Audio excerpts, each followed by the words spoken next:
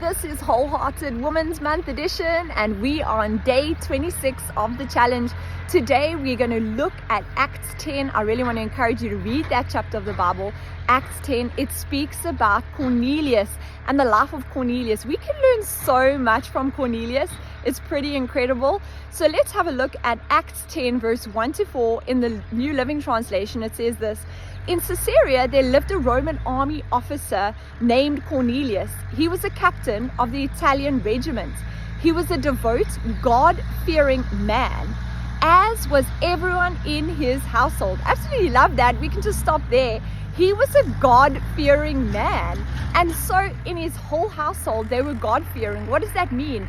They had an awe for God. And that awe for God produced in them obedience. It produced in them humility. It produced in them honor. It produced in them respect for God. You know, the fear of God is a respect. It's an honor for God. It doesn't mean you fear as in you're scared of God, but you have a deep respect and a reverence for the Lord. So we can see in the scripture that Cornelius feared God, him and his whole household. Then it goes on and it says, he gave generously to the poor and prayed regularly to God. I love that. He literally gave to the poor. Him and his household, they were givers.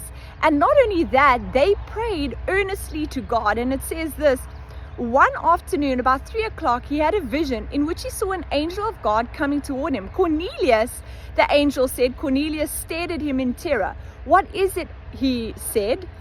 He asked the angel. And the angel replied, your prayers and your gifts to the poor have been received by God as an offering. I love that. They've been received by God. In verse 31, it actually goes on. It says, he told me, Cornelius, your prayers have been heard and your gifts to the poor have been noticed by God.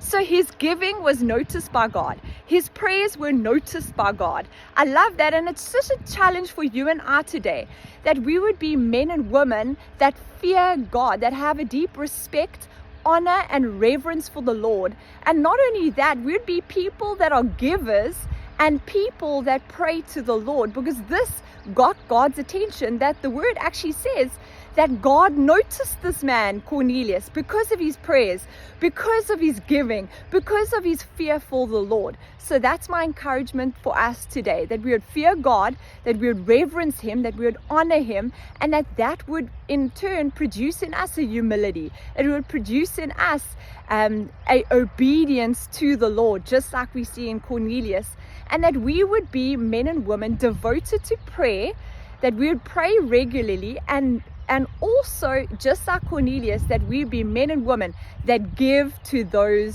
in need. So until tomorrow, I love you very much. We'll continue the story of Cornelius, should I say, because there's so much that we can learn from his life. I love you. Until tomorrow. Bye-bye.